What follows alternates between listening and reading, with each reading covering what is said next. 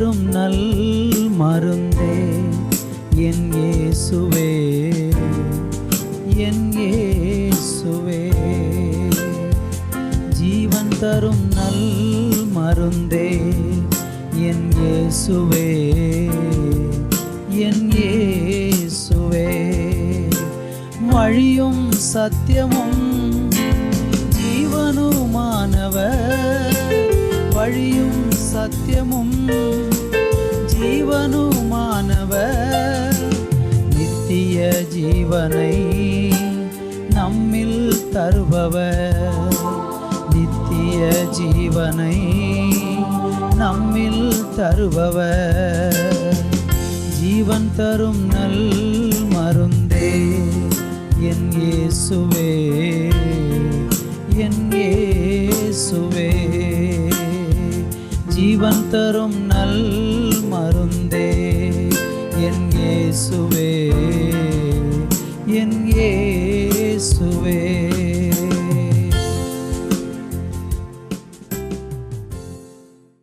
கிறிஸ்துவுக்குள் மிகவும் பிரியமான என் அன்பு தேவனுடைய பிள்ளைகளே, ஆண்டவராகிய இயேசு கிறிஸ்துவின் ஈடு இணையற்ற நாமத்தில் தூத்துக்குடி எழுப்புதல் கிறிஸ்டியன் அசெம்பிளி ஊழியத்தின் மூலமாக உங்கள் அனைவருக்கும் எங்களுடைய புத்தாண்டு நல் வாழ்த்துக்களை தெரியப்படுத்திக் கொள்கிறோம். இந்த அருமையான நாளில், ஒரு புதிய வருஷத்தின் துவக்க நாளில் உங்களோடு கூட ஆண்டுடைய வார்த்தையை பகிர்ந்து கொள்வதற்கு தேவன் கொடுத்த நல்ல பாக்கியத்திற்காக நான் நன்றி சொல்லுகிறேன். இந்த நாள் நம்முடைய வாழ்க்கையில் ஒரு புதிய ஆசீர்வதிக்கப்பட்ட ஒரு நாளாக, இந்த வருடம் ஒரு புதிய ஆசீர்வாதமான ஒரு வருடமாக அமைய ஆண்டவராகிய இயேசுவின் நாமத்தில் உங்களை நான் மனதார அன்போடு கூட வாழ்த்துகிறேன். நீங்கள் இந்த புதிய ஆண்டிலே தேவனிடத்திலிருந்து எதிர்பார்த்திருக்கிற ஆவிக்குரிய, பூமிக்குரிய, பரத்துக்குரிய சகல விதமான ஆசீர்வாதங்களினாலும் நிச்சயமாக கர்த்தர் உங்களை ஆசீர்வதிப்பார் என்று நான் உங்களை வாழ்த்தி ஆசீர்வதிக்கிறேன். இந்த புதிய ஆண்டுக்கான வாக்குத்தத்த செய்திக்காக தேவ சமூகத்திலே ஜெபித்த போது கர்த்தர் கொடுத்த ஒரு வார்த்தையை உங்களுக்காக நான் வாசிக்கிறேன். ஆகாய் தீர்க்க தரிசன புஸ்தகம் 2ஆம் அதிகாரம் அதனுடைய 9வது வசனம். முந்தின ஆலயத்தின் மகிமையை பார்க்கிலும் இந்த பிந்தின ஆலயத்தின் மகிமை பெரிதாயிருக்கும் என்று சேனைகளின் கர்த்தர் சொல்லுகிறார். இவ்விடத்தில் சமாதானத்தை கட்டளையிடுவேன் என்று சேனைகளின் கர்த்தர் உரைக்கிறார். வாசித்து கேட்ட இந்த வேத வசனத்தில்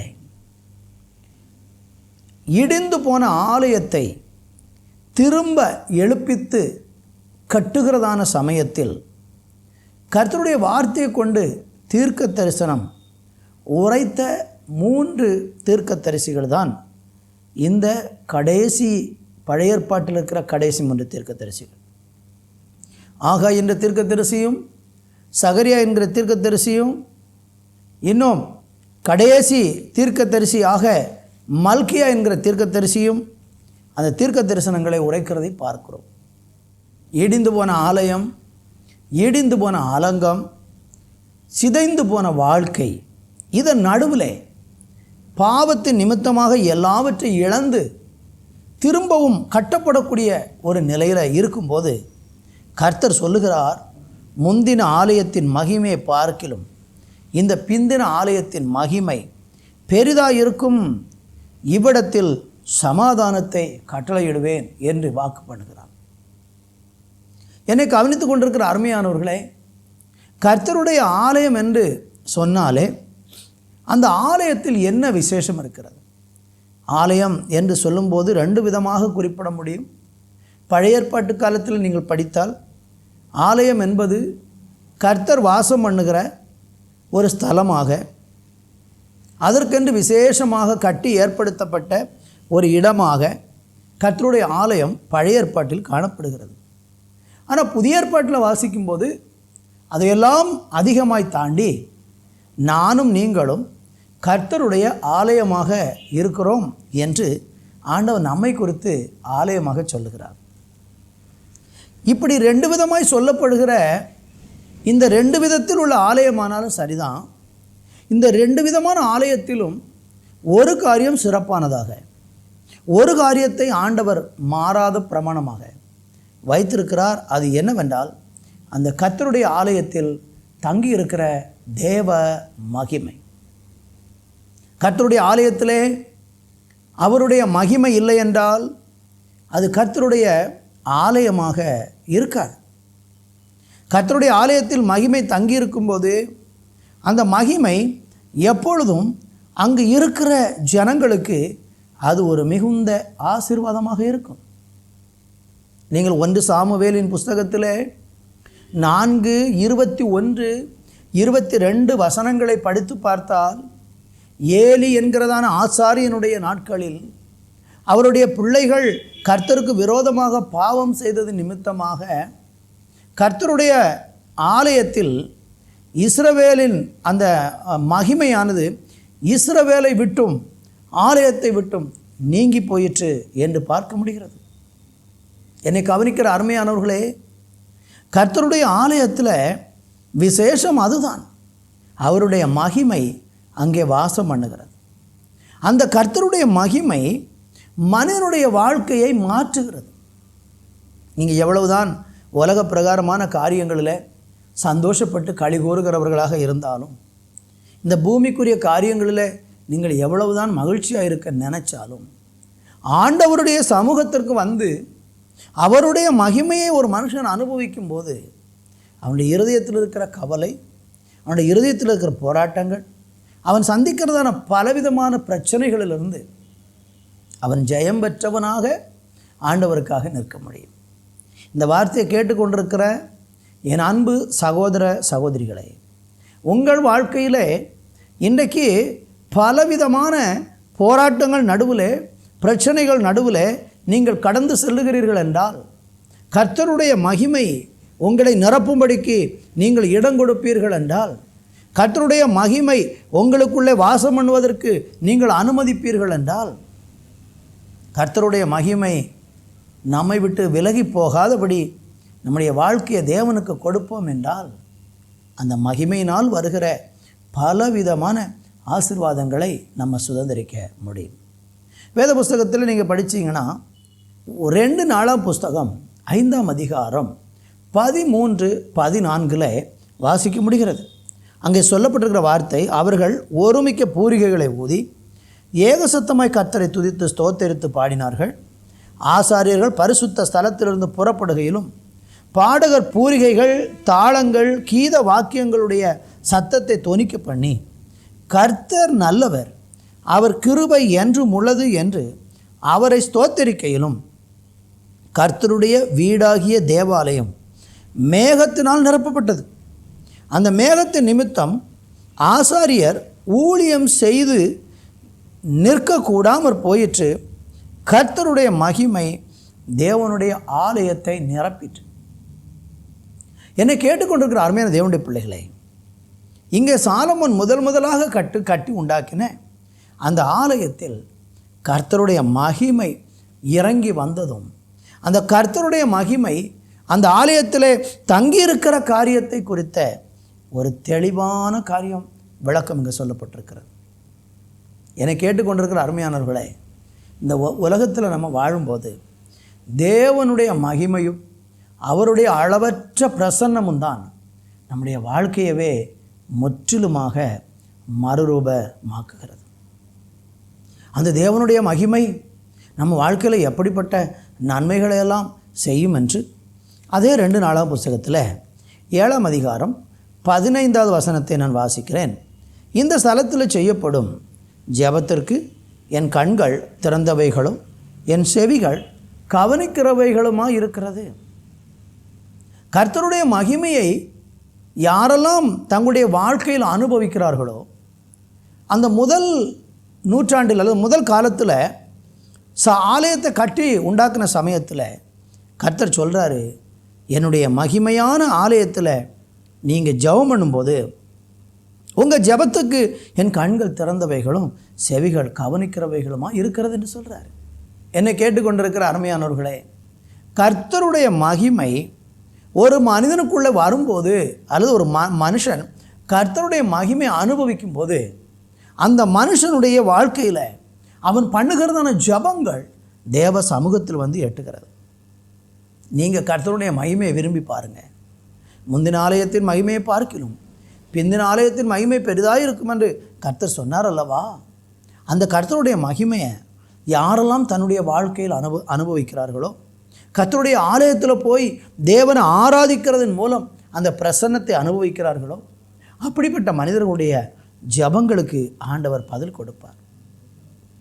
நீங்கள் அடுத்து முந்தின வசனத்தை படித்தீங்கன்னா, என் நாமம் தரிக்கப்பட்ட என் ஜனங்கள் தங்களை தாழ்த்தி ஜெபம் பண்ணி என் முகத்தை தேடி தங்கள் பொல்லாத வழிகளை விட்டு திரும்பினால், அப்பொழுது பரலோகத்தில் இருக்கிற நான் கேட்டு அவர்கள் பாவத்தை மன்னித்து அவர்கள் தேசத்திற்கு க்ஷேமத்தை கொடுப்பேன். அப்போ தேவனுடைய சமூகத்தில் வந்து அவருடைய மகிமையை அனுபவிக்கிற மனிதர்களுக்கு பாவங்கள் மன்னிக்கப்படுகிறது. அவர்களுடைய ஜபங்கள் தேவ சமூகத்தில் கேட்கப்படுகிறது. உங்கள் வாழ்க்கையில் அநேக நேரங்களில் நீங்கள் ஜெபம் பண்ணி பதில் வராமல் இருக்கிறதா? கர்த்தருடைய மகிமைக்கு முன்பாக போய் உங்களை தாழ்த்தி பொல்லாத வழிகளை விட்டு விலகி தேவனுடைய முகத்தை நம்ம தேடும்போது அந்த கர்த்தருடைய மகிமை அந்த மனிதனுடைய வாழ்க்கையில் க்ஷேமத்தை கொண்டு வரும். அந்த கர்த்தருடைய மகிமை அந்த மனுஷனுடைய ஜெபத்துக்கு பதிலை கொடுக்கும். இன்றைக்கு உங்கள் வாழ்க்கையில் ஜெபத்துக்கு பதில் வராமல் இருக்கிறது என்றால், கடந்த வருடங்களெல்லாம் நீங்கள் நிறைய ஜெபம் பண்ணியிருக்கிறீங்க, உங்கள் ஜெபத்துக்கு இன்னும் பதில் வராமல் இருக்கிறது என்றால் கலங்க வேண்டாம். இந்த நாளில் தேவ சமூகத்தில் ஒரு தீர்மானம் எடுங்கள். நான் தேவனை நோக்கி ஜெபிக்க போகிறேன் என்று சொல்லி இந்த ஆண்டில் நீங்கள் தீர்மானம் எடுத்து பாருங்கள். வேத வசனத்தின்படி நான் உங்களுக்கு சொல்ல விரும்புகிறேன், அந்த கர்த்தருடைய மகிமையானது உங்கள் ஜெபங்களுக்கு பதிலை கொண்டு வரும். புதிய வருஷம், இந்த புத்தாண்டில் நீங்கள் எதிர்பார்த்து கொண்டிருக்கிறீர்கள் அல்லவா? நீங்கள் நன்மையை எதிர்பார்த்து கொண்டிருக்கிறீர்கள் அல்லவா? இந்த ஆண்டாகிலும் நான் ஜெபித்த ஜெபங்களுக்கு எனக்கு பதில் வர வேண்டும் என்று காத்திருக்கிறீர்கள் அல்லவா? உங்களுடைய காத்திருக்கிறதுக்கான பலனை தேவனுடைய மகிமை உங்கள் வாழ்க்கையில் கொண்டு வரும். Praise the Lord. இன்னும் நீங்கள் படித்தீங்கன்னா, அதே 2 நாளாகம புஸ்தகத்தில் 6ஆம் அதிகாரம் ஸ்தோத்திரம் 28 நம்ம வாசிக்கும்போது அங்கு கர்த்தர் என்ன சொல்லுகிறார் பாருங்கள். தேசத்தில் பஞ்சம் உண்டாகிற போதும், கொள்ளை நோய் உண்டாகிற போதும், வறட்சி, சாவி, வெட்டுக்கிளி, பச்சைக்கிளி உண்டாகிற போதும், அவர்களுடைய சத்துருக்கள் அவர்கள் வாசம் செய்கிற தேசத்தில் அவர்களை முற்றுகை போடுகிற போதும், யாதொரு வாதையாகிலும் யாதொரு வியாதியாகிலும் வருகிற போதும். நீங்கள் தொடர்ந்து கீழே படித்து பாருங்கள். அதில் 32 ஆண்டவர் சொல்கிறாரு, உம்முடைய ஜனமாகிய இஸ்ரவேல் ஜாதி அல்லாத அந்நிய ஜாதியார் உம்முடைய மகத்துவமான நாமத்தின் நிமித்தம், உம்முடைய பலத்த கரத்தின் நிமித்தமும், ஓங்கிய உம்முடைய புயத்தின் நிமித்தமும் தூர தேசங்களிலிருந்து வந்து இந்த ஆலயத்துக்கு நேராக விண்ணப்பம் பண்ணினால். என்னை கேட்டுக்கொண்டிருக்கிற அருமையானவர்களே, கர்த்தருடைய ஆலயத்தில் அந்த மகிமையை விரும்பி அவருடைய சமூகத்தில் போய் அந்த பிரசன்னத்துக்காக காத்திருந்து ஜெபிக்கிறவங்க வாழ்க்கையில் பஞ்சமானாலும் சரிதான், கொள்ளை நோயானாலும் சரிதான், வறட்சியானாலும் சரிதான், அல்லது சத்துருக்கள் எதிர்த்து வந்தாலும் சரிதான், என்ன சூழ்நிலையில் அவன் இருந்தாலும் அந்த ஆலயத்தில் போய் அல்லது தேவனுடைய மகிமை ஒரு மனுஷன் அனுபவிக்க ஆரம்பித்து அந்த தெய்வ மகிமைக்குள்ளேயே வாழும்போது அவனுக்கு விரோதமாக எழுப்பப்படக்கூடிய எல்லா கிரியைகளையும் ஆண்டவர் இல்லாமலாக்கி அதமாக்கி போடுவார் என்பதுதான் வேதம் நமக்கு சொல்லக்கூடிய ஆலோசனையாக இருக்கிறது. கர்த்தருக்கு மகிமை. ஏசாயா தீர்க்க தரிசன புஸ்தகத்தில் ஆண்டவர் சொல்லும்போது அந்த ஆலயத்தில் தங்கியிருந்த அந்த மகிமையானது ஒவ்வொரு மனிதனுக்குள்ளேயும் நிலையாக வாசம் பண்ண விரும்புகிறார் என்பதை ஏசாயா 60 அதனுடைய ஸ்தோத்திரம் 1-2 வசனங்கள் சொல்லுகிறது. எழும்பி பிரகாசி, உன் ஒளி வந்தது, கர்த்தருடைய மகிமை உன்மேல் உதித்தது. இதோ இருள் பூமியையும் காரிருள் ஜனங்களையும் மூடும், ஆனாலும் உன்மேல் கர்த்தர் உதிப்பார், அவருடைய மகிமை உன்மேல் காணப்படும். அதான் முந்தின ஆலயத்தின் மகிமை பார்க்கிலும் பிந்தின ஆலயத்தின் மகிமை பெரிதாக இருக்கும்னா இதுதான். என்ன சொல்கிறாரு? ஆமென். கர்த்தருடைய மகிமை உன் மேல் உதிக்கும் அப்படிங்கிறார். ஆண்டவருடைய மகிமையை ஆண்டவர் பழைய ஏற்பாட்டில் ஆலயத்தில் மாத்திரம் வச்சுருந்தார். அந்த வருகிற ஜனங்கள் அந்த ஆலயத்தில் வந்து அந்த மகிமையை அனுபவித்து கடந்து போனாங்க. ஆனால் புதிய ஏற்பாட்டு காலத்தில் இருக்கிற உங்களுக்கும் எனக்கும் அவருடைய மகிமை நம்ம மேலே தங்கும்னு சொல்கிறார். அவருடைய மகிமை நம்ம மேலே வாசம் பண்ணும்னு சொல்கிறார். என்னை கேட்டுக்கொண்டிருக்கிற என் அன்பு சகோதர சகோதரிகளே, தேவனுடைய பிள்ளைகளே, உங்கள் மேலே கர்த்தருடைய மகிமை தங்கும் என்று ஆண்டவர் இந்த புதிய வருஷத்தில் வாக்கு பண்ணுறார். நீங்கள் அந்த மகிமைக்காக ஜெபம் பண்ணுங்க. எனக்கு இந்த உலகத்தில் எது சொத்து சுகங்கள் இல்லாட்டாலும், நான் பெரிய ஐஸ்வர்யத்தையும் பெரிய செல்வ செழிப்பை இந்த உலகத்தில் நாம் பெறாட்டாலும், இந்த 2026 வருஷத்தில் நான் கர்த்தருடைய மகிமை அனுபவிக்க வேண்டும், கர்த்தருடைய வல்லமை அனுபவிக்க வேண்டும், கர்த்தருடைய பிரசன்னத்தை நான் அதிகமாக அனுபவிக்க வேண்டும், என் மேலே கர்த்தருடைய மகிமை தங்கி இருக்கணும். இந்த மகிமையை வாஞ்சித்து வாஞ்சித்து வாஞ்சித்து யாரெல்லாம் இந்த ஆண்டில் ஆண்டவருடைய சமூகத்தில் காத்திருக்கிறாங்களோ, அப்படிப்பட்ட தேவனுடைய பிள்ளைகளுடைய வாழ்க்கையில் நீங்கள் பெரிய மாற்றத்தை அனுபவிக்க போகிறீங்க. உங்கள் குடும்பங்களுக்குள்ள பெரிய செழிப்பை அனுபவிக்க போகிறீங்க. உங்களுக்கு இதுவரையிலும் கிடைத்திராத பல ஆசீர்வாதங்கள் நீங்கள் தேவனுடைய மகிமையினாலே நிரம்பி வாழ்வதை விரும்பி ஜெபிக்கும் போது கர்த்தர் உங்களுக்கு அந்த மகிமையை விளங்க பண்ணுவார், ஆசீர்வாதங்களை விளங்க பண்ணுவார். இந்த 2026 ஒரு மகிமையின் ஆண்டாக கர்த்தர் உங்களுக்கு வாக்கு பண்ணுறார். கர்த்தருக்கு ஸ்தோத்திரம் உண்டாவதாக. இந்த ஆண்டு கூட ஜெபிக்கும் போது ஆண்டவர் உணர்த்தின ஒரு விஷயம் என்னென்னா, இந்த ஆண்டு மகிமையின் ஆண்டாக இருக்க போகிறது. இதுவரையிலும் இல்லாத அளவுக்கு கர்த்தருடைய மகிமை முந்தின ஆலயத்தில் இருந்த மகிமையை பார்க்கிலும் பிந்தின ஆலயத்தின் மகிமை பெரிதாக இருக்கும் என்று சொன்னாரே, அதே பிரகாரமாக நீங்கள் இந்த நாட்களில் தேவ சமூகத்தில் போய் காத்திருந்து ஜெபித்து பாருங்கள். அந்த மகிமை உங்கள் வாழ்க்கையில் ஆமேன் பெரிய காரியங்களை செய்ய போகிறது. இன்னும் அதே 60ஆம் அதிகாரத்தில் 7வது வசனம் சொல்லுகிறது, கேதாரின் ஆடுகளெல்லாம் உன்னிடத்தில் சேர்க்கப்படும், நெபாயத்தின் கடாக்கள் உன்னை சேவித்து அங்கீகரிக்கப்பட்டதாய் என் பலிபீடத்தின் மேல் ஏறும், என் மகிமையின் ஆலயத்தை மகிமைப்படுத்துவேன். இந்த நாட்களில் கர்த்தர் நமக்கு சொல்லுகிற வார்த்தை அதுதான். ஆலயத்தை நான் மகிமைப்படுத்த போகிறேன், ஊழியங்களை மகிமைப்படுத்த போகிறேன், சபைகளை மகிமைப்படுத்த போகிறேன். இந்த நாட்களிலும் இல்லாத அளவுக்கு இந்த நாட்களில் சபையில் ஆண்டவருடைய மகிமை அளவில்லாமல் வெளிப்பட போகிறது. அது எல்லாருக்கும் அந்த பாக்கியம் கிடைக்குமா என்று எனக்கு தெரியாது. யாரெல்லாம் அந்த மகிமையை வாஞ்சிக்கிறார்களோ, அந்த மகிமை யாரெல்லாம் விரும்புகிறார்களோ, எந்தெந்த சபை எந்தெந்த மக்கள் எங்களுக்கு தேவனுடைய மகிமை அளவில்லாமல் எங்கள் மேலே ஊற்றப்படணும்னு காத்திருந்து எதிர்பார்க்குறாங்களோ, அவங்க மேலே அந்த மகிமையை இந்த நாட்களில் கர்த்தர் விளங்க பண்ண போகிறார். அப்போஸ்தலர் நடவடிக்கைகளின் புஸ்தகத்தில் 2ஆம் அதிகாரத்தில் படிக்கும்போது தான் முதல் ஆதி திருச்சபையின் மேலே ஆண்டவருடைய மகிமை ஊற்றப்பட்டது. அங்கே நீங்கள் வாசித்து பார்த்தீங்கன்னா 2:4 இப்படி சொல்கிறது, அவர்கள் எல்லாரும் பரிசுத்த ஆவியினால் நிரப்பப்பட்டு ஆவியானவர் தங்களுக்கு தந்திருந்த வரத்தின்படியே வெவ்வேறு பாஷைகளிலே பேசத் தொடங்கினார்கள். அருமையான தேவனுடைய பிள்ளைகளே, புதிய ஏற்பாட்டு திருச்சபையில் கர்த்தருடைய மகிமை ஊற்றப்பட்டது.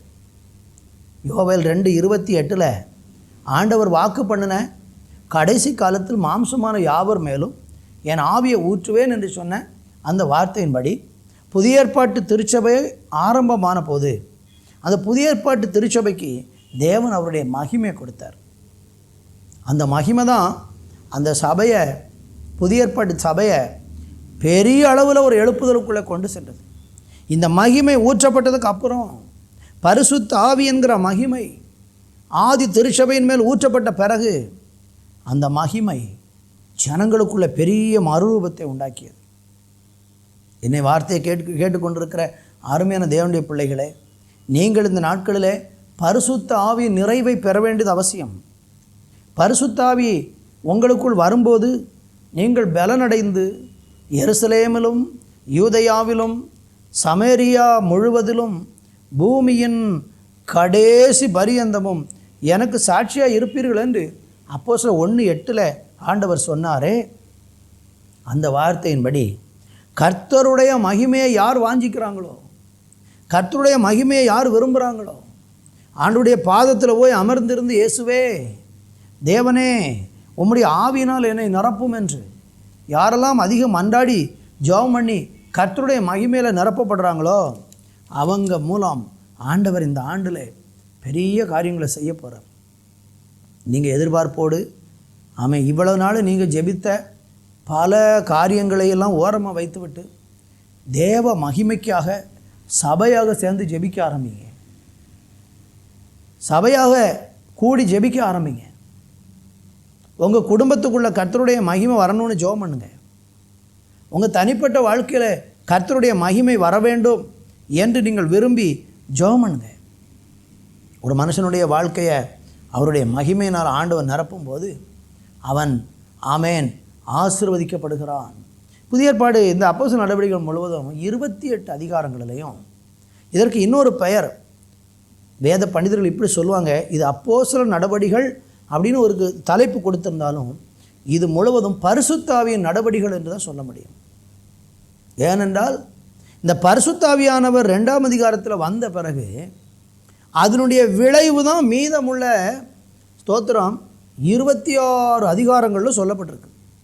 பரிசுத்தாவி வந்தால் என்ன நடக்கும், பரிசுத்தாவி வந்தால் எப்படி மனுஷ வாழ்க்கை மாறும், பரிசுத்தாவி வந்தால் எப்படி சபைகள் எழுப்புதல் அடையும், பரிசுத்தாவி வந்தால் தேசங்கள் எப்படி சந்திக்கப்படும், எந்தெந்த மனிதர்கள் பரிசுத்தாவியை தன்னுடைய வாழ்க்கையில் அனுமதிக்கிறாங்களோ, தேவனுடைய பரிசுத்தாவின் மகிமை யாரெல்லாம் பெற்றுக்கொள்ள வாஞ்சிக்கிறாங்களோ அவங்க எல்லார் மூலமாக கர்த்தர் பெரிய காரியங்களை செய்வார். இன்றைக்கி நீங்கள் ஆவலோடு எதிர்பார்ப்போடு நான் பரிசுத்தாவியை பெறணும்னு நீங்கள் விரும்புகிறீங்கன்னா இன்னைக்கே நீங்கள் தேவ சமூகத்தில் காத்திருந்து பாருங்கள். எல்லா பிரச்சனைக்கும் தீர்வு ஆமென் கர்த்தருடைய மகிமை உன்மேல் உதித்தது என்ற வார்த்தையின்படி அந்த மகிமை நமக்குள்ளே வரும்போது நம்முடைய வாழ்க்கை மறுரூபமாக கட்டாயமாக மாறும். இதுவரையில் இல்லாத சம்பவங்கள், இதுவரையிலும் நடக்காத அற்புதங்கள், இதுவரையிலும் கண்டிராத காரியங்கள் இந்த வருஷத்தில் நீங்கள் காண வேண்டுமா கர்த்தருடைய மகிமைக்காக ஜெபம் பண்ணுங்க. உங்கள் வீட்டில் ஜெபம் பண்ணுங்க, குழுவாக ஜெபம் பண்ணுங்க, தனியாக ஜெபம் பண்ணுங்க. ஸ்தோத்திரம். ஆலயத்தில் கூடி கர்த்தருடைய மகிமைக்கு காத்திருங்க. கர்த்தருடைய ஊழியருடைய ஆலோசனையின்படி நீங்கள் இந்த காரியங்களை செய்து பார்ப்பீர்கள் என்றால் உங்கள் மேல் அந்த மகிமை நிச்சயமாக வரும். அப்படி தேவனுடைய மகிமை ஒரு மனுஷனுக்குள்ளே வரும்போது கர்த்தருடைய வார்த்தை சொல்லுகிற வார்த்தையை கேளுங்க.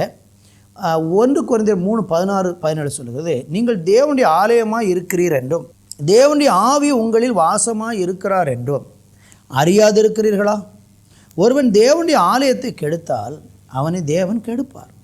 தேவனுடைய ஆலயம் பரிசுத்தமாக இருக்கிறது, நீங்களே அந்த ஆலயம். இப்போ பாருங்கள், அந்த மகிமை யாருக்குள்ளெல்லாம் வாசம் பண்ணுகிறதோ அந்த வாசம் பண்ணக்கூடிய மனிதர்கள் எல்லாருமே யாராக மாறிட்டாங்கன்னா, பழைய ஏற்பாட்டில் எப்படி கர்த்தருடைய ஆலயத்துக்குள் மகிமை தங்கியிருந்து ஆசாரியர்கள் ஊழியம் செய்ய முடியாத அளவுக்கு அந்த மகிமை அவங்கள நிரப்புனதோ, பழைய ஏற்பாட்டில் எப்படி ஆலயத்தில் போய் ஜெபம் பண்ணும்போது அந்த மகிமையினால் நிரப்பப்பட்டு வியாதிகள் சுகமாகி அவங்க பிரச்சனைகளுக்கெல்லாம் அந்த ஆலயத்தில் தீர்வு கண்டதோ, அதே போல் புதிய ஏற்பாட்டில் கர்த்தர் ஒரு கட்டடத்தையோ ஒரு ஸ்தலத்தையோ குறிக்காமல் நீங்களும் நானும் அவருடைய ஆலயம், அந்த ஆலயத்தில் அவர் தங்குகிறார். அப்படிதான் போட்டிருக்குது. தேவனுடைய ஆமென் ஸ்தோத்திரம், நீங்கள் தேவனுடைய ஆலயமாக இருக்க, தேவனுடைய ஆவி உங்களில் வாசமாக இருக்கிறது. அப்போ அந்த கிறிஸ்துவின் மகிமை அல்லது பரிசுத்த ஆவியின் மகிமை அவருடைய பிள்ளைகளாகிய நமக்குள் தங்கி இருந்து நம்முடைய வாழ்க்கையவே ஆமென் மேன்மையாக மாற்றப் போகிறார். 17 சொல்லுகிறது, ஒருவன் தேவனுடைய ஆலயத்தை கெடுத்தால் அவனை தேவன் கெடுப்பார். தேவனுடைய ஆலயம் பரிசுத்தமாக இருக்கிறது, நீங்களே அந்த ஆலயம். நம்மளை ஆண்டவர் அந்த மகிமையினால் நிரப்பும்போது பரிசுத்த நமக்குள்ளே உண்டாகிறது. பரிசுத்த நமக்குள்ளே உண்டாகும்போது நம்ம ஆண்டவருடைய ஆலயமாக மாறி அவர் எப்பவும் வாசம் பண்ணுகிற ஒரு ஸ்தலமாக மாறி அந்த மகிமை எப்பவும் நம்மளை நிரப்பி நம்முடைய வாழ்க்கையவே அது மேன்மையாக்குகிறது. அதே 1 கொரிந்தியர் 6:19 சொல்லுகிறது, உங்கள் சரீரமானது நீங்கள் தேவனாலே பெற்றும் உங்களில் தங்கியிருக்கிற பரிசுத்த ஆவியின் ஆலயமாக இருக்கிறது என்றும் நீங்கள் உங்களுடையவர்கள் அல்லவென்றும் அறியீர்களா? அப்போ பரிசுத்த ஆவிக்கு ஆவியானவர் தங்கக்கூடிய ஒரு ஆலயமாக, பரிசுத்தாவின் மகிமை தங்கியிருக்கிற ஒரு ஆலயமாக ஆமென் தேவன் நம்மளை மாற்றுறாரு. அப்போ மாற்றும்போது கர்த்தர் என்ன செய்கிறார்னா நம்முடைய வாழ்க்கையவே அப்படி மாற்றிடுறார். வாழ்க்கையவே மாற்றுறார். நமக்குள்ளே இருக்கிற பாவம், அருவருப்பு, அசுத்தங்கள் எல்லாம் அந்த மகிமை நமக்குள்ளே வரும்போது எல்லாம் வெளியேறிடும். அது உள்ளே வாசம் பண்ணாது. இன்றைக்கி நீங்கள் பாவத்தில் போராடிக்கிட்டு இருக்கிறீங்க. ஐயோ எனக்கு பாவம் சோதனை வருது, நான் வேண்டாம் என்று வெறுக்கிறேன். ஆனால் பாவத்தில் இந்த போன வருஷம் முழுவதும் விழுந்துட்டேன்.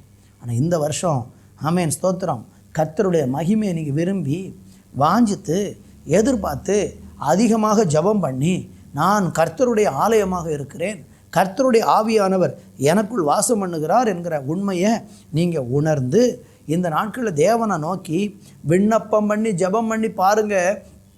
உங்களை கர்த்தர் அந்த மகிமையினால் நிரப்புவார். நிரப்புனதுக்கப்புறம் பாவம் உங்களுக்குள்ளே வாசம் பண்ண முடியாது. காரணம், கிறிஸ்துவின் மகிமையின் ஆவியானவர் உங்களுக்குள்ளே அல்லேலூயா வாசம் பண்ணி உங்கள் வாழ்க்கையவே செழிப்பாக மாற்றுவார். இந்த வருஷத்தில் நீங்கள் அதை எதிர்பாருங்கள். இந்த வருஷத்தில் அதை நீங்கள் வாஞ்சியுங்கள். இந்த வருஷத்தில் நீங்கள் அதை தேவனிடத்தில் கேளுங்கள். அப்படி கேட்கும்போது ஆண்டவர் உங்களுக்கு அந்த மகிமையை தந்து ஸ்தோத்திரம் ஆசீர்வதிக்க போகிறார்.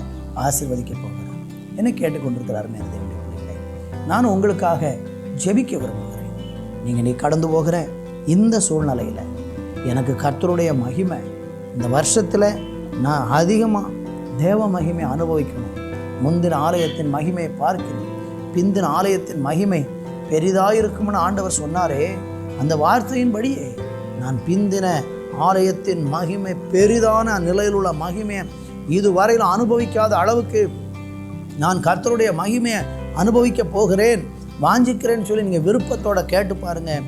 அந்த மகிமையினால் உங்களையும் உங்கள் குடும்பத்தையும் உங்கள் தனிப்பட்ட வாழ்க்கையும் ஆண்டவர் அளவில்லாமல் நிரப்பி ஆசீர்வதிப்பார். ஜெபிப்போம். நல்ல பிதாவே, இந்த வேலைக்காக நன்றி.